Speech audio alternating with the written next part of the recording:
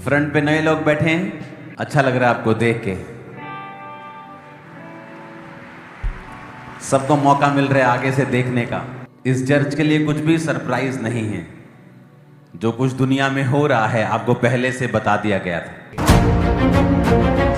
ਬੈਂਕਾਂ ਦੇ ਵਿੱਚ ਆਉਣ ਵਾਲੇ ਟਾਈਮ 'ਚ ਪੈਸਾ ਰੱਖਣਾ ਸੇਫ ਨਹੀਂ ਹੋਏਗਾ। ਕਿਸੇ ਨੇ ਸੋਚਿਆ ਨਹੀਂ ਹੋਗਾ ਕਿ ਐਦਾਂ ਦਾ ਮੈਸੇਜ ਵੀ ਚਰਚ ਦੇ ਸਕਦੀ ਹੈ ਕਿ ਆਉਣ ਵਾਲੇ ਟਾਈਮ 'ਚ ਕਰੰਸੀ ਫੇਲ ਹੋਣ ਵਾਲੀ ਹੈ ਔਰ ਉਹ ਲੋਕਾਂ ਨੂੰ ਝਟਕਾ ਲੱਗਣਾ ਜਿਨ੍ਹਾਂ ਦੇ ਸਾਰੇ ਪੈਸੇ ਬੈਂਕ ਦੇ ਵਿੱਚ ਨੇ। ਤੇ ਇੱਕ ਦਿਨ ਬੈਂਕ ਨੇ ਕਹਿਣਾ ਭਾਜੀ ਛੱਡੋ पिछला साडा भी जीरो हो गया, ਤੁਹਾਡਾ भी जीरो है। जब ये शब्द बैंक आप सुनते हैं तो पहला ख्याल क्या आता है? पहला ख्याल आता है भरोसा। और आम आदमी के भरोसे पर पूरा बैंकिंग सिस्टम चलता है। पैसा घर से चोरी ना हो, पैसा सुरक्षित रहे, इसलिए भरोसा किया जाता है बैंक पर। आपको पता तक नहीं चलता कि आपका उस वही बैंक, आपके उसी बैंक में बेईमानी होती है। और जब पता चलता है और आपको बताया जाता है कि बैंक में जमा सारा पैसा फ्रीज हो चुका है, सारा पैसा रोक दिया गया, एक नया पैसा जो अपने खाते में आपने जमा किया उसमें से आप एक नया पैसा निकाल नहीं सकते। एक बैंक की लगभग 26 ब्रांच बंद कर दी, उससे पैसा नहीं निकाला जा सकता। उसके बाद की तस्वीर देखिए, अगली तस्वीर, बैंक के बाहर ग्राहकों की भीड़ लग गई, जमघट लग गया, सैकड़ों हजारों ग्राहक पहुंच गए बैंक के बाहर लाइन लगाकर। ये आप देख रहे हैं लोगों की भारी भीड़ आपको नजर आ रही है चारों तरफ। ताला लगा है, बैंक के बगल में एटीएम है जो सर्विस में नहीं है, उसमें कैश ही नहीं बचा है। देखिए जरा, बैंक पर बैन और लाखों लोग बेचैन हैं। क्या कहना चाह रहे हैं लोग बैंक पहुंच रहे हैं, दौड़े दौड़े बैंक पहुंचे, लेकिन बैंक का शटर बंद, ATM out of service. RBI के फैसले से हजारों लोग बेहद परेशान हैं। एक बैंक पर बैन लगा तो हजारों की मेहनत की कमाई अटक गई है। कोई शटर तोड़कर बैंक में घुसने की। आई थिंक ये कल परसों की न्यूज है, आई थिंक 2-3 दिन 4 दिन पहले की। कुछ लोगों की प्रॉब्लम ये है कि जब उन्हें मैसेज दिया जाता है उन्हें तब समझ नहीं आता। कोई पाप में जाकर गिर जाए और उसको सजा मिले तो परमेश्वर खुश नहीं है उसे सजा देके।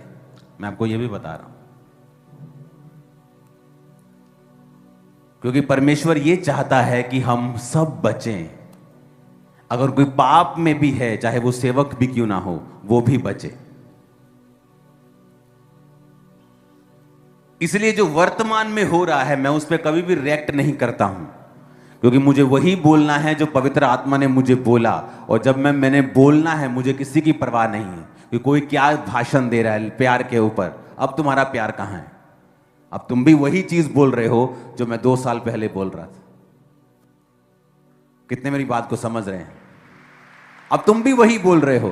प्रॉब्लम यह तुम्हारी स्पिरिचुअल आईज बंद हैं और तुम, मैं व्लॉगर की तरह नहीं हूं कि आज का व्लॉग और कल का व्लॉग, आज क्या हो रहा है और कल क्या हो रहा है। हम परमेश्वर के दास हैं, हमें आने वाले समय में दिखता है ये होगा और ये होगा, ये होगा, ऐसा ही होगा। अगर आप इस वीडियो को दोबारा चला के देखा, मैंने कहा सुबह एक दिन आप उठेंगे और आपको मालूम होगा कि आप अपने बैंक में से पैसा नहीं निकाल सकते। तब लोग सोचते ऐसा कैसे हो सकता है, ये तो ऐसे होता है, इनकी इतनी गारंटीज होती हैं, ये तो ऐसे हो ही नहीं सकता है।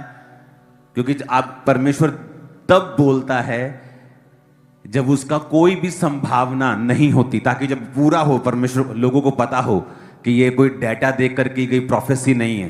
ये तब बोला गया था जब सब कुछ साफ था कि इतनी बारिश होगी, इतनी बारिश होगी कि तेरे को जाने की जगह भी नहीं मिलेगी, भाग जा, अभी इतनी बारिश होगी।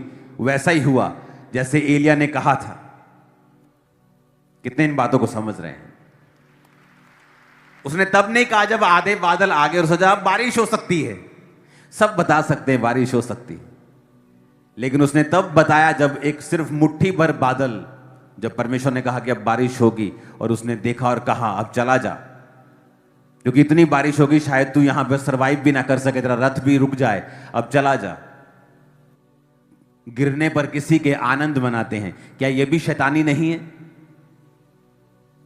क्या आपको लगता है कि किसी के गिरने पर परमेश्वर आनंदित होता है, या किसी को सजा देने पर वो आनंदित नहीं होता, वो दुखी होता है?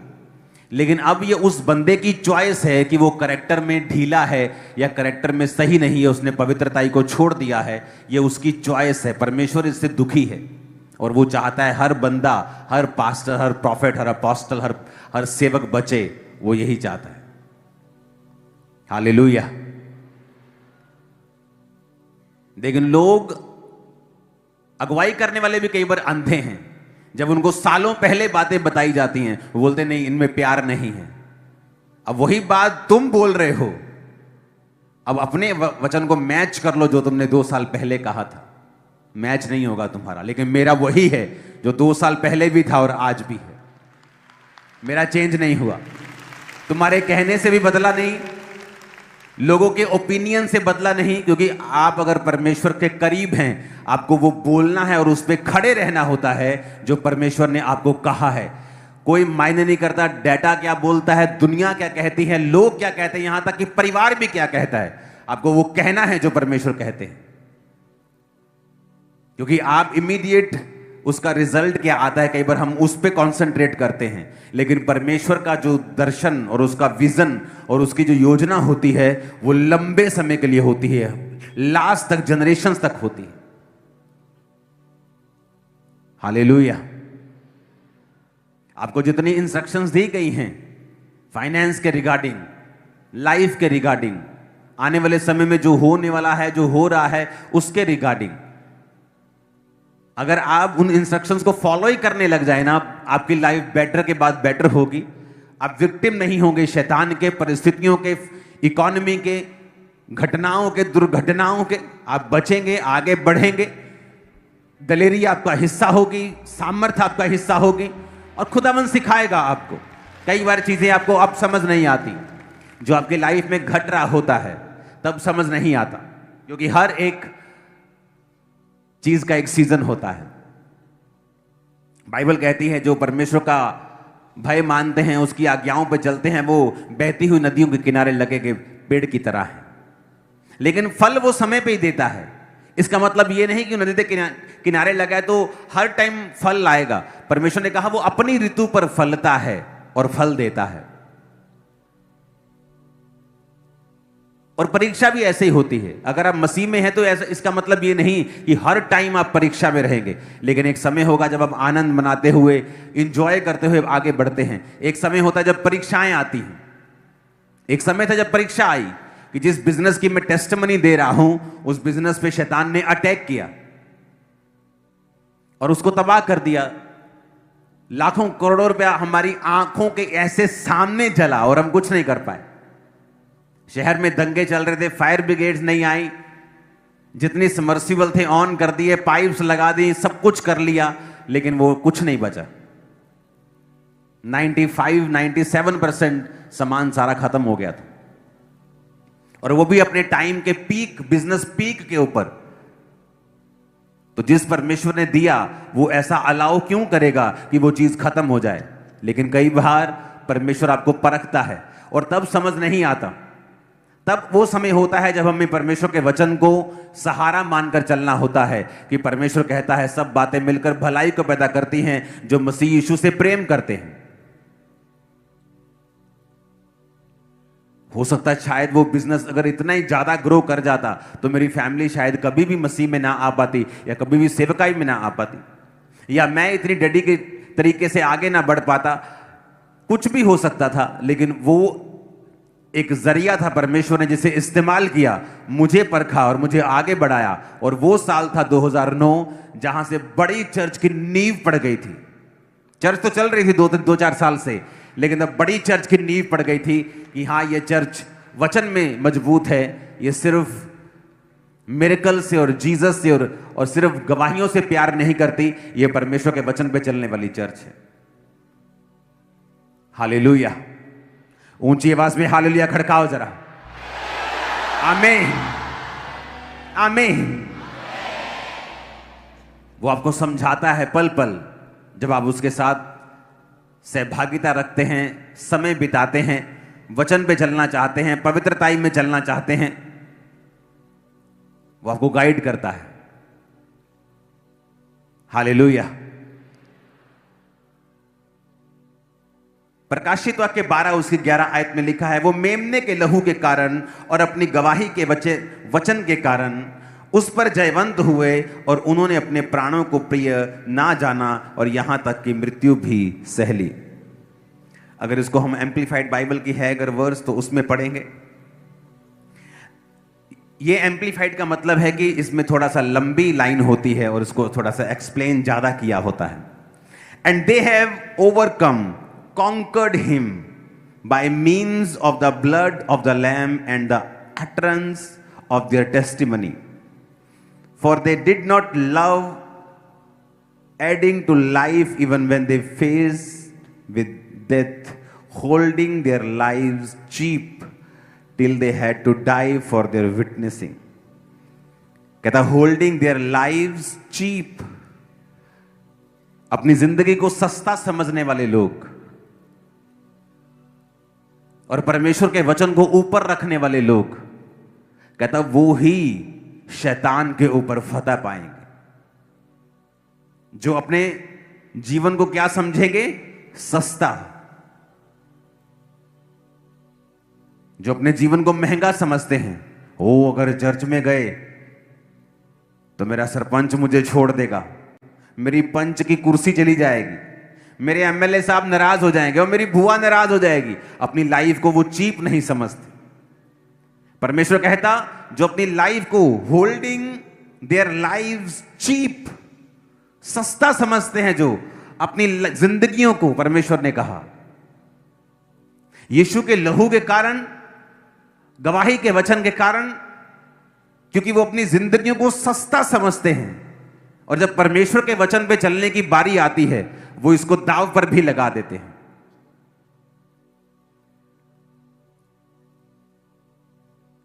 कल एक वीडियो इंटरनेट पे हमारे सामने आई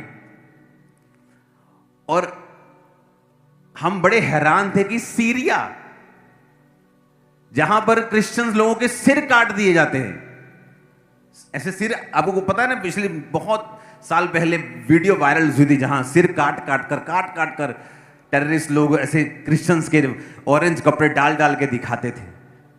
वो सीरिया देश था।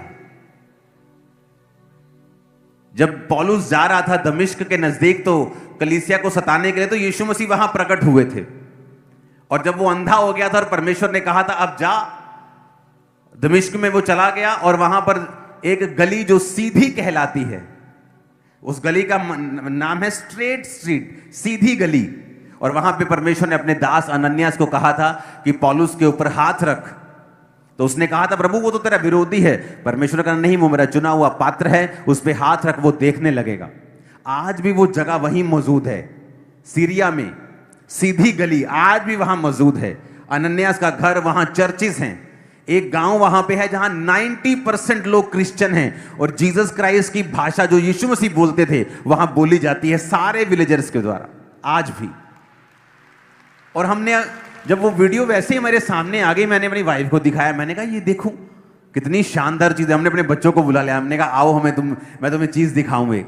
वो देखो वही गली जो सीधी कहलाती है, जहां पर पौलुस जब अंधा हो गया था और वहां पर अनन्यास ने उस पर हाथ रखे थे, ये देखो वो गली आज भी वहां मौजूद है।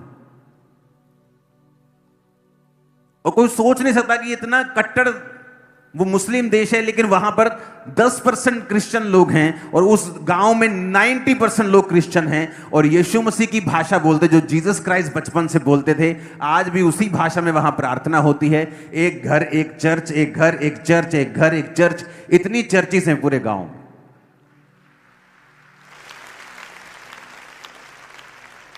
और हम देख के आनंद ले रहे थे, दिल करता था वीडियो खत्म ही ना हो कभी भी। परमेश्वर ने कहा अपनी गवाही के वचन के कारण, मैं प्रार्थना कर रहा था पंजाब के लिए और जो डिपोर्ट होके लोग वापस आ रहे हैं उनके लिए, उनके परिवारों के लिए। आप जानते परमेश्वर ने मुझे, मैं प्रभु से कह रहा है प्रभु मुझे क्या सोल्यूशन देते हो आप, हम पंजाबियों को क्या करना चाहिए। अगर आप देखो परमेश्वर ने क्या कहा, अगर आप पंजाबी लोगों को देखेंगे, हर बंदे की एक अलग गिफ्ट और कॉलिंग है। अगर आप पंजाबियों को देखेंगे, पंजाबियों में हरियाणवी भी आ जाते हैं, है ना, हिमाचल रीजन के भी लोग, सभी ये पंजाब का हिस्सा थे। तो पंजाबी मतलब सिर्फ पंजाब के लोग नहीं, मतलब हम नॉर्थ इंडियंस में बहुत सारा हिस्सा। अगर आप इनकी बिल्ड को देखेंगे, अगर आप इनके शरीर को देखेंगे, तो ये स्ट्रॉन्ग शरीर के मालिक होते हैं। जीन्स ही ऐसे हैं इनके। अगर आप नोटिस करेंगे इन लोगों को, बॉलीवुड में कौन है सबसे ज्यादा? पंजाबीज। धर्मेंद्र जी, जितेंद्र जी, कौन है ये सब लोग? पंजाबी लोग हैं। बिजनेसमैन में कौन आगे हैं? बहुत लोग पंजाबी हैं। वर्ल्ड बैंक का सीईओ अपना सिख बंदा है, पंजाबी है। पंजाबी क्यों बाहर जाते हैं आपको मालूम? पंजाबी और गुजराती सबसे ज्यादा बाहर जाते हैं। क्यों? पंजाबी एक एक्सट्रीम कॉम है जो हर काम के एंड में पहुंचना चाहते हैं। या तो कुछ नहीं करना या सीधा चंद्रमा के ऊपर। हालेलुया। या तो कुछ नहीं करना या पूरा फिर सिरा हिला देना, आप काम खत्म। सुनो मेरी बात, नशे करने में क्यों इन लोगों को बोले नशे करते हैं? क्योंकि पंजाबी जो है ये अग्रेसिव और मतलब ताकतवर और जल्दी डिसीजन लेने वाली कौम है। पूरे देश में देखो पॉलिटिकली जो भी चलता हो, पंजाब उसमें नहीं होता।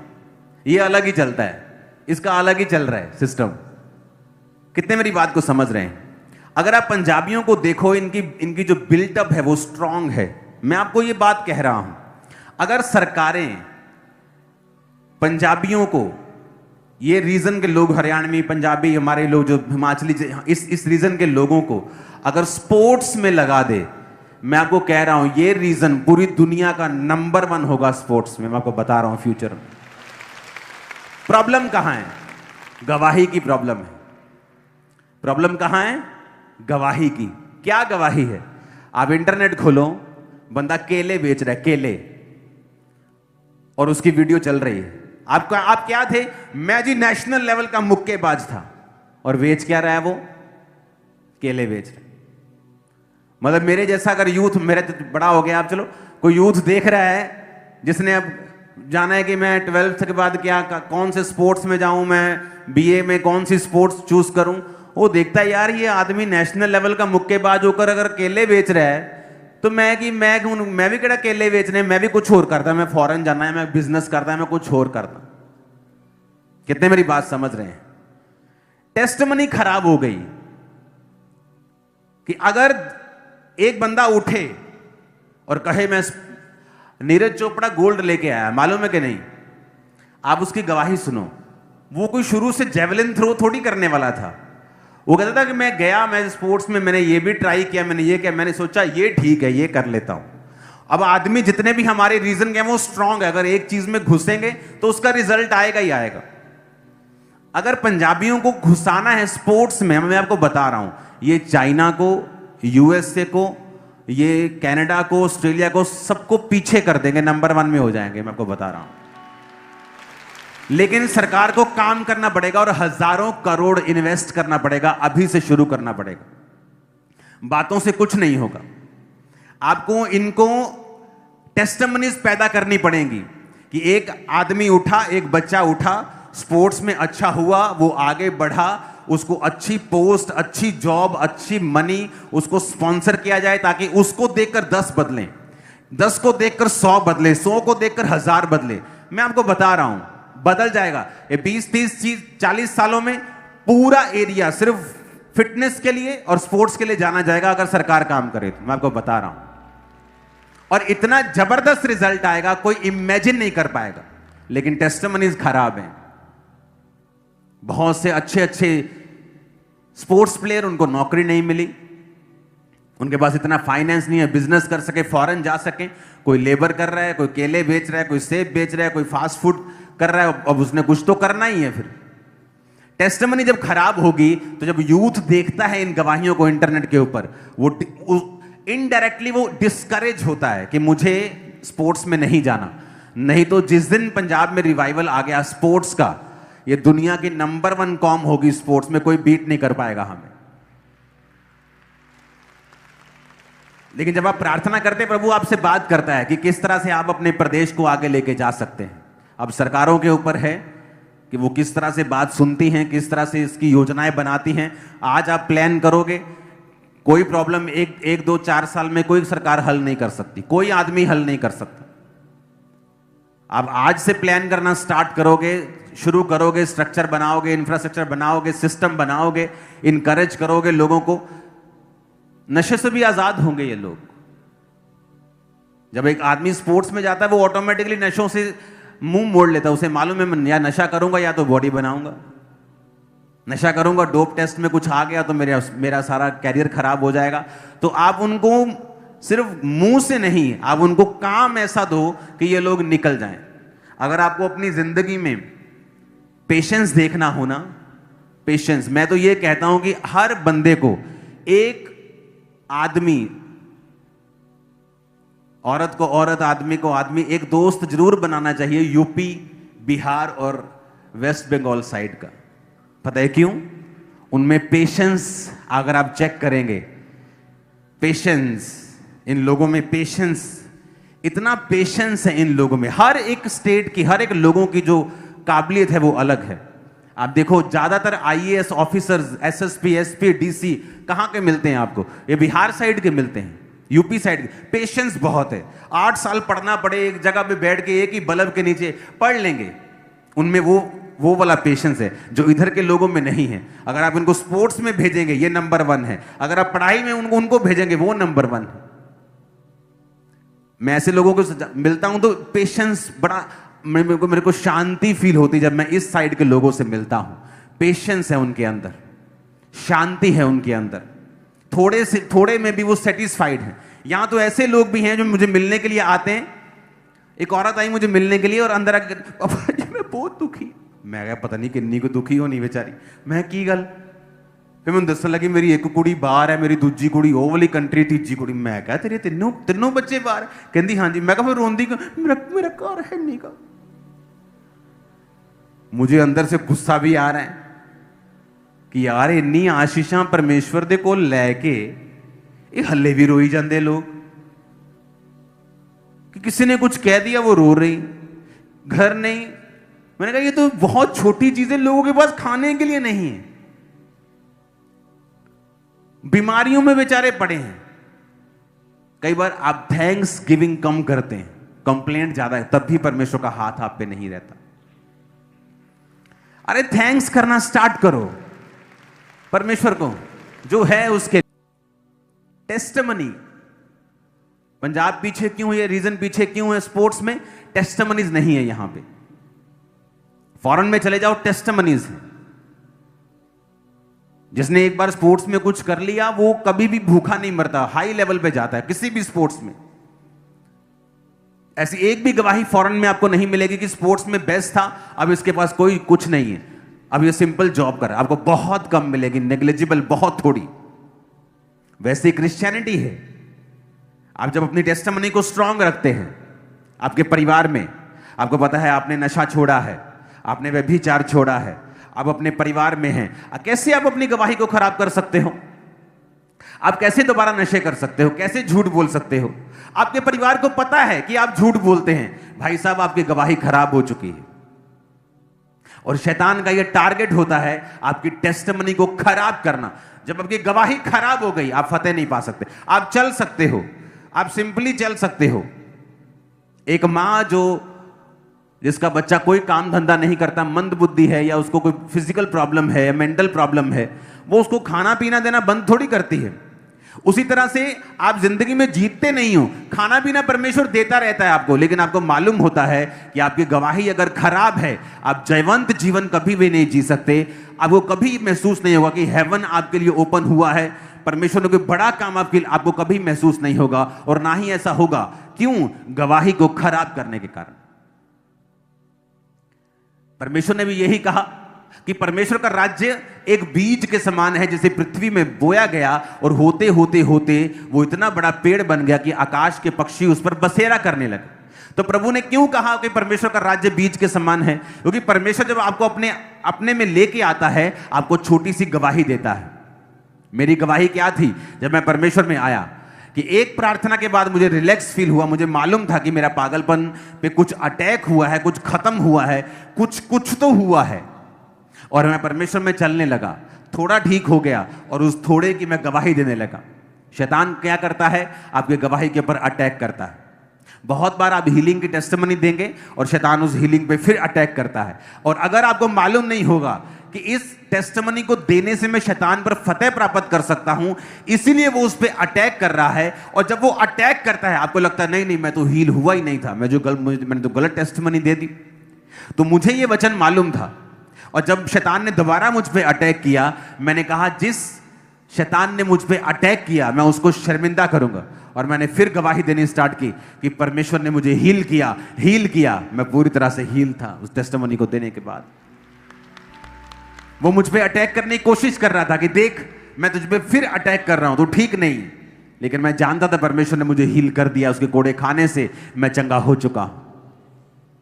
क्यों शैतान गवाही के ऊपर अटैक करता है? उसे गवाही देना क्यों पसंद नहीं? आप देखेंगे जिन चर्चेस में गवाहियां होती हैं, लोग उनका बड़ा विरोध करते हैं, आपको मिलेंगे क्रिश्चियन लोग भी। क्यों?